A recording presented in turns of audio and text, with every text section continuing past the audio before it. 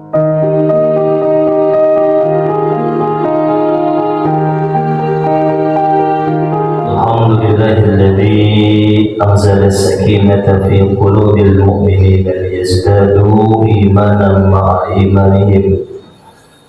Asyhadu an la ilaha illallah wahdahu la syarika lah wa asyhadu anna sayyidana wa nabiyyana Muhammadan abduhu wa rasuluhu wa la nabiyya ba'dah. Allahumma shalli wa sallim wa barik ala sayyidina Muhammadin wa ala alihi wa ashabihi ajma'in. Qala Allah ta'ala fil Qur'anil Karim, a'udzu billahi minasy syaithanir rajim. Ya ayyuhalladzina amanu ijtanibu katsiran minadh-dhanni inna ba'dadh-dhanni itsmun wa la tajassasu ila akhir ayat. Amma ba'du, hadratul mukarramin wal muhtaramin yang sama-sama kita hormati, kita muliakan guru-guru kita yang hadir pada kesempatan pagi yang berkah ini, dan seluruh para jamaah yang hadir. Mudah-mudahan kita semua senantiasa diberikan kesehatan oleh Allah Subhanahu wa taala. Amin ya rabbal alamin. Dimudahkan segala urusan kita, diberkahi rezeki kita, dan kita bermohon semoga dengan wasilah hadir di majlis ilmu seperti ini, Allah jadikan kita semua orang-orang yang berilmu dan beramal, berakhlak. Kemudian juga kita bermohon semoga dengan istiqomah hadir di majlis ilmu seperti ini, semoga kita semua diwafatkan oleh Allah dalam keadaan husnul khotimah. Amin ya rabbal alamin. Alhamdulillah, hadirin jamaah yang dimuliakan Allah, mengawali taklim pada kesempatan pagi hari ini, marilah sama-sama kita membaca Al-Quran suratul Fatihah.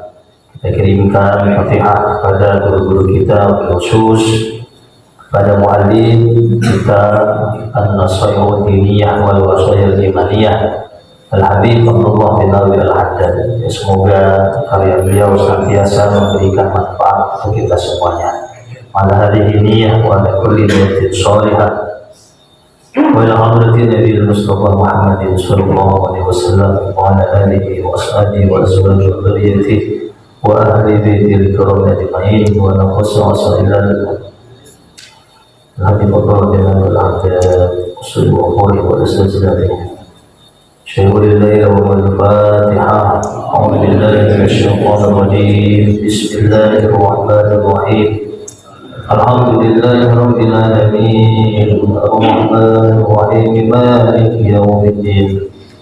Iyyaka na'budu wa iyyaka nasta'in. Ihdinas siratal mustaqim. Siratal ladzina an'amta 'alaihim ghairil maghdubi 'alaihim waladhdallin.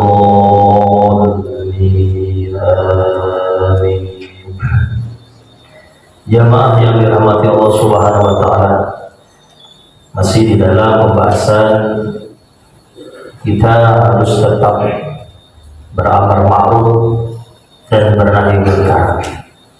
Kemarin sudah sama-sama kita pahami bahwasannya tidak wajib bagi kita untuk mencari-cari kemungkaran, untuk meneliti, untuk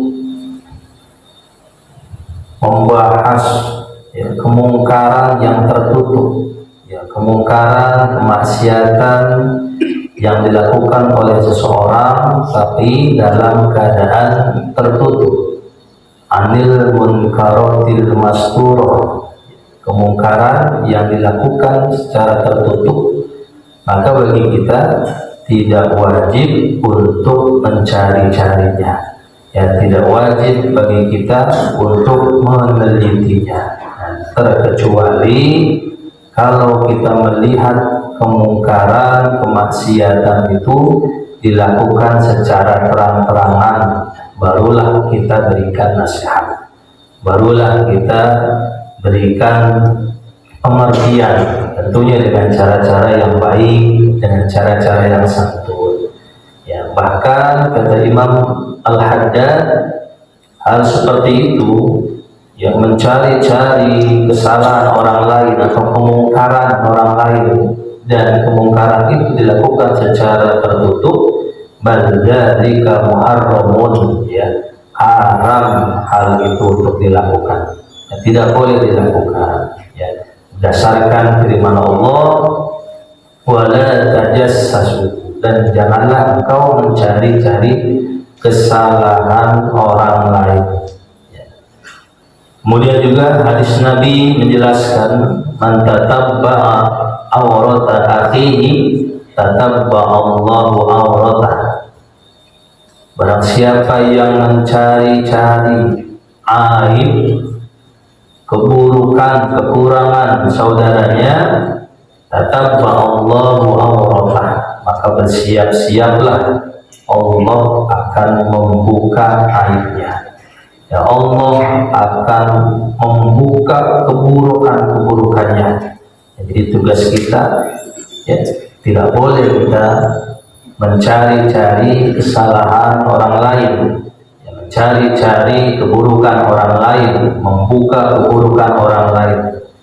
Kalau kita ingin diselamatkan oleh Allah, ingin ditutup segala keburukan-keburukan kita, aib kita ingin ditutup oleh Allah nanti di akhirat, maka tugas kita di dunia jangan pernah membuka aib saudara kita, jangan pernah mencari-cari keburukan saudara kita. Ya, orang yang mulia itu orang yang mampu menjaga lisannya, menjaga akhlaknya untuk tidak mencari-cari kesalahan orang lain, kesalahan saudaranya. Ya. Dalam hadis yang lain, Rasulullah Shallallahu Alaihi Wasallam bersabda, "Iyyakum wazzon, fa inna zonna akdzabul hadis." Jauhilah olehmu prasangka,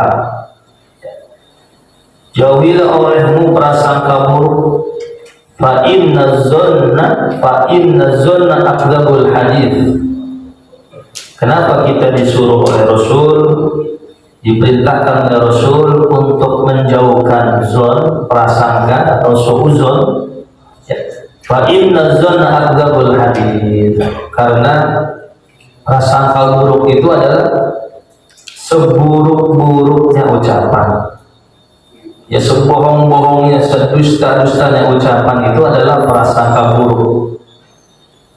Wala tahassasu, janganlah kamu mencari berita kesalahan dari orang lain.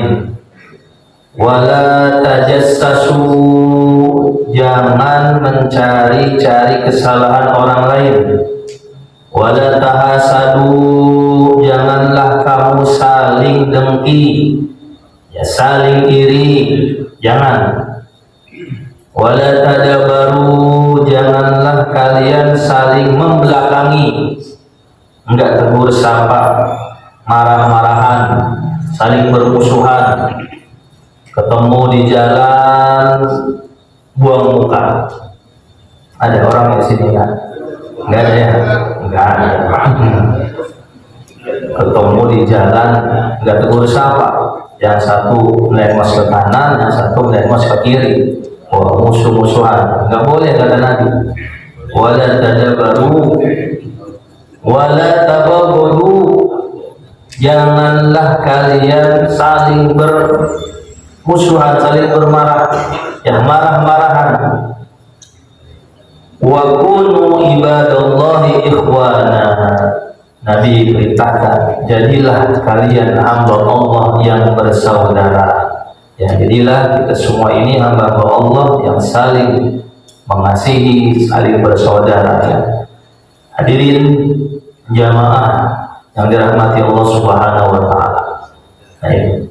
Jadi Al-Imam Al-Haddad dalam kitab ini menegaskan Tidak wajib bagi kita untuk meneliti satu kemungkaran yang dilakukan oleh seseorang dan dia melakukannya secara tertutup. Ya. Wa innamal wajibu, menjadi wajib kapan? Al-amru bil ma'rufi indama tara tarikina lahu fi hali tarkihim. Wajib bagi kita mencegah kemungkaran, ya, ketika kemungkaran itu dilakukan secara terang-terangan.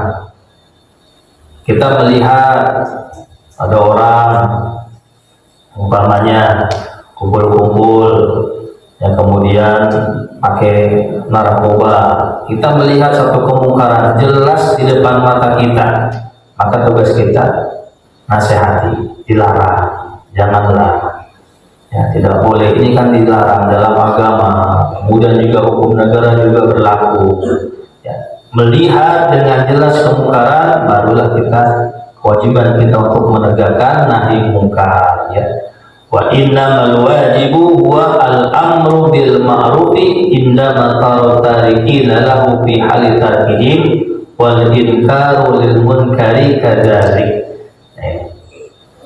Fa'lam hadhil jumlah, maka ketahuilah dengan masalah ini. Ya, fa inna ra'ayna katsiran minan nas yaglituna fiha, karena sesungguhnya kami, kata Imam Haddad ini, melihat kebanyakan manusia ini di zamannya Imam Haddad, ya zaman beliau. Fa inna nas, fa inna katsiran minan nas, ya, banyak kami melihat orang-orang itu yaglituna fiha, sangat keliru dalam masalah ini. Ya, di zaman Imam Haddad sudah beliau jelaskan banyak orang-orang yang keliru dalam masalah penegakan amar ma'ruf nahi mungkar. Ya, dalam hal ini adalah mencari-cari, meneliti kesalahan, kemungkaran yang dilakukan secara tertutup. Ya, ada orang-orang yang kebablasan secara tertutup. Dia kan kalau memang mereka melakukan kemungkaran, kemaksiatannya secara tertutup, maka tugas kita, ya, tugas kita apa? Kita nggak boleh meneliti terlalu dalam, karena menghindari suudzon tadi. Yang menghindari agar kita tidak suudzon kepada orang tersebut. Lalu kalau kita nggak boleh mencegah kemungkaran yang dilakukan oleh seseorang dalam keadaan tertutup di dalam rumahnya misalkan, lalu boleh dong mereka melakukan perbuatan maksiat kemungkaran di dalam rumah tersebut? Ya tidak boleh. Tetap saja orang yang melakukan kemungkaran, kemaksiatan, ya, di dalam rumahnya, dikunci rumahnya, di dalamnya dia melakukan kemungkaran, kemaksiatan, ya tetap orang tersebut mendapatkan dosa. Tetap berdosa orang yang berbuat itu. Tugas kita tidak boleh masuk terlalu dalam, ya, didobrak pintunya, didobrak, akhirnya begitu didobrak, ternyata tidak ada barang buktinya. Ya.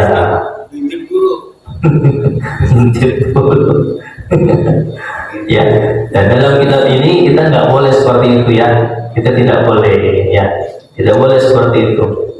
Ya, kecuali kalau kita melihat betul-betul kemungkaran jelas-jelas dilakukan di depan mata kita, ya baru kita larang, baru kita tegur, baru kita nasihati. Tapi kalau dia melakukannya di dalam keadaan kita juga nggak tahu nih, menduga-duga, nih orang jangan-jangan di dalam ngapain. Nah, ngapainnya ini praduga kita nih, prasangka kita, ada suuzon, didobrak pintu, ternyata mereka nggak ngapain.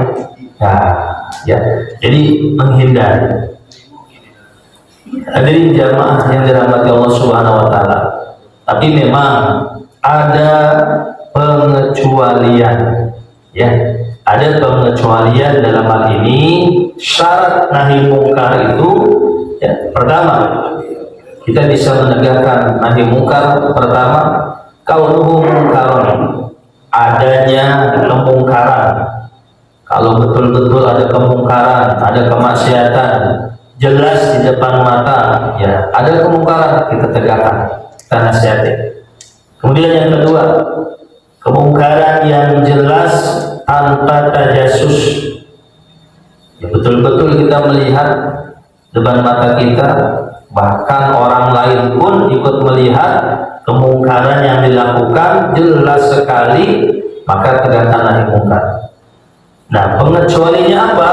Nah, pengecualinya apabila ada kemungkaran yang dilakukan secara tertutup, maka kalau itu merupakan jalan satu-satunya dan mendatangkan maslahat bagi umat, maslahat bagi yang lain, maka lewat tajasus itu boleh. Ya, contoh di bandara itu kan, orang mau masuk bandara biasanya ada pemeriksaan dulu ya Pak. Tasnya diperiksa dengan alat apa namanya itu, alat apa? Detektor. Takutnya ini kalau tidak dilakukan seperti itu, khawatir ini orang bawa bom, jangan-jangan bawa bom ini orang. Tapi ada tugasnya, ada orang-orang yang berwenang di situ. Siapa? Ya aparat, tugas. Bagi kita nggak bisa seperti itu. Ya nggak bisa kita. Orang-orang yang berwenang, orang-orang yang punya kuasa, orang-orang yang memang ditugaskan oleh pemerintah untuk mencegah hal-hal tersebut, maka pengecualian itu berlaku untuk mendatangkan maslahat, untuk mendatangkan kebaikan bagi orang lain, bagi orang banyak, maka perlu adanya tajasus tadi. Ya, misalkan di kampung kita juga ada nih, dicurigai misalkan nih orang ini sepertinya aneh, sikapnya aneh, kemudian perlu ada aparat yang mencoba untuk mengintai. Ya jangan-jangan di rumahnya ngerakit bom lagi. Ya jangan-jangan di rumahnya ngerakit bom. Ya itu aparat yang melakukan. Ya petugas-petugas dari kepolisian. Ya kemudian juga pengurus RT. Ya kalau kita jangan, ada orang-orang yang berwenang di situ. Ya hadirin jamaah yang dimuliakan Allah Subhanahu wa taala. Kemudian Imam Haddad melanjutkan, wa minal muhimmi alla tusaddiqa wa la taqbala kullama yunqaru ilaika min af'alin nasi wa aqwalihim al-munkarati.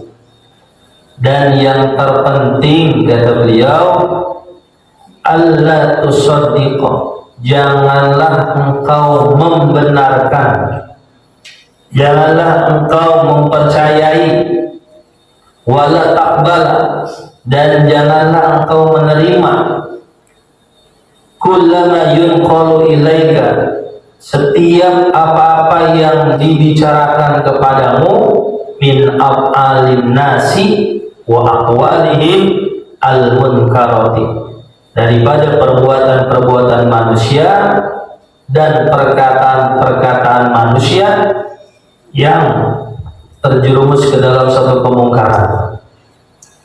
Kita jangan terlalu percaya, ya, jangan mudah untuk percaya, jangan mudah untuk menerima, jangan mudah untuk merespon ya apa-apa yang diberitakan kepada kita dari orang lain tentang keburukan seseorang, tentang kemungkaran seseorang. Jangan gampang percaya. Ya, ini tugas kita nih, kata beliau nih, menegaskan. Jangan gampang menerima. Ada orang ngomong keburukan, dipanggil, bang sini bang, tahu nggak bang si fulan gitu, begitu tuh, diceritakan keburukan, stop, mohon maaf, saya kalau masalah ini saya cukup, saya nggak mau ngorek-ngorek kesalahan, cari-cari keburukan orang lain.